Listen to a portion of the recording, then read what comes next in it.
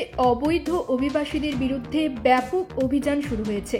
বিশেষ করে ভারতীয় রেস্তোরাঁ, নেইল বার, কনভেনিয়েন্স স্টোর ও কার ওয়াশের মতো স্থানে কট্টরপন্থী দল রিফর্ম ইউকে এর উত্থানের ফলে প্রধানমন্ত্রী কিয়ার স্টারমারের ওপর অভিবাসন নীতিতে কঠোর অবস্থান নেওয়ার চাপ বাড়ছে। মার্কিন যুক্তরাষ্ট্রে ডোনাল্ড ট্রাম্পের অভিবাসন নীতির মতোই এবার ব্রিটেনও অবৈধ অভিবাসীদের বিরুদ্ধে কঠোর পদক্ষেপ নিচ্ছে। ভারতীয় সংবাদ মাধ্যম এনডিটিভির প্রতিবেদন অনুসারে অবৈধ অভিবাসীদের চিহ্নিত করতে ইউকে হোয়াইট লিস্ট নামে এই অভিযান পরিচালিত হচ্ছে। এতে ভারতীয় রেস্তোরাঁ সহ বিভিন্ন স্থানে তল্লাশি চালানো হচ্ছে, যেগুলোতে সাধারণত অভিবাসী শ্রমিকরা কাজ করেন।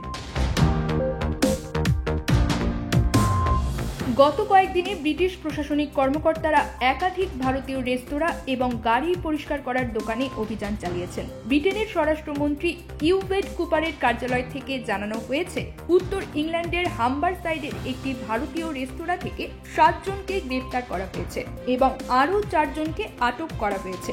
স্বরাষ্ট্রমন্ত্রী কুপার এই অভিযান প্রসঙ্গে বলেছেন, অভিবাসন আইন অবশ্যই মেনে চলতে হবে।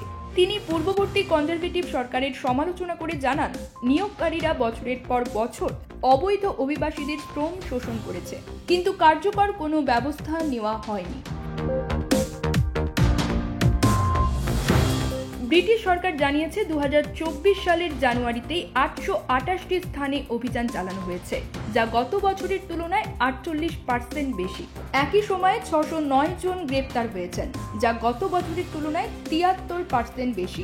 অবৈধ শ্রমিক নিয়োগের জন্য নিয়োগকারীদের 1090টি নোটিশ পাঠানো হয়েছে। রিফর্ম ইউকের মতো কট্টরপন্থী দলগুলোর চাপের মুখে অভিবাসন নীতিকে আরও কঠোর করতে পারে লেবার সরকার। ফলে ধারাবাহিক অভিযান চালিয়ে অবৈধ অভিবাসীদের ফেরত পাঠানোর সিদ্ধান্ত নেবে কিনা তা নিয়ে রাজনৈতিক অঙ্গনে জল্পনা চলছে।